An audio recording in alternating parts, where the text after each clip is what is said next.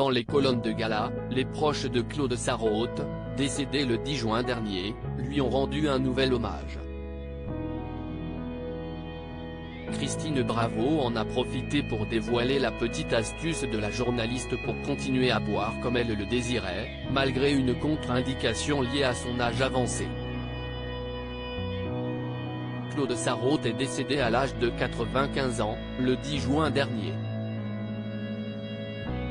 Cette ancienne journaliste du Monde s'était notamment fait connaître du grand public grâce à ses apparitions dans les émissions de Laurent Ruquier, à la télévision comme à la radio sur Europe 1 ou RTL.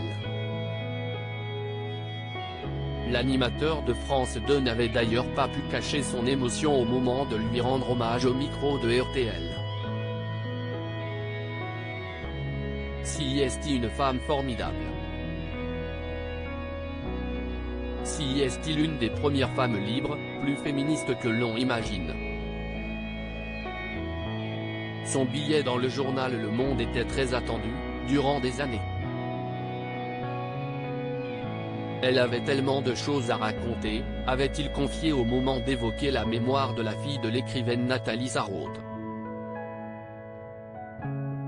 Les grosses têtes avaient rendu hommage à Claude Sarraute. Un hommage avait été rendu à Claude Sarraute aux grosses têtes.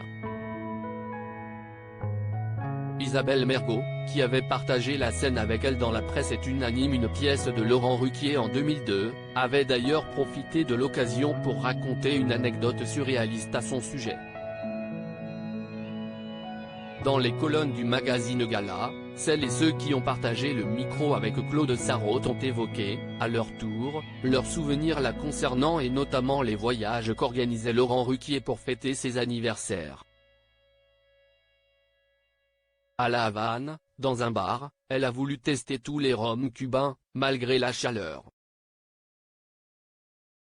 Je la revois avec ses lunettes de soleil et son éventail, on aurait dit une vieille star américaine, s'est ainsi remémoré Christophe Beaugrand.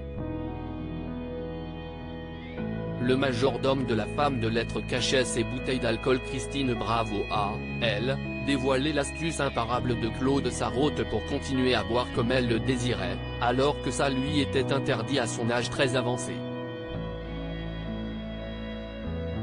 Elle était nos limites, fumait comme un pompier et picolait joyeusement, rappelle-t-elle. Elle adorait le Gewürztraminer. Chez elle, son majordome planquait les bouteilles, ça la rendait dingue. Vers la fin de sa vie, elle n'avait le droit de boire qu'à partir de 19h, mais, si tu arrivais à 18h, elle disait « Allez, il est presque 7h » et faisait tout un cinéma pour qu'on ouvre une bouteille, s'amuse-t-elle.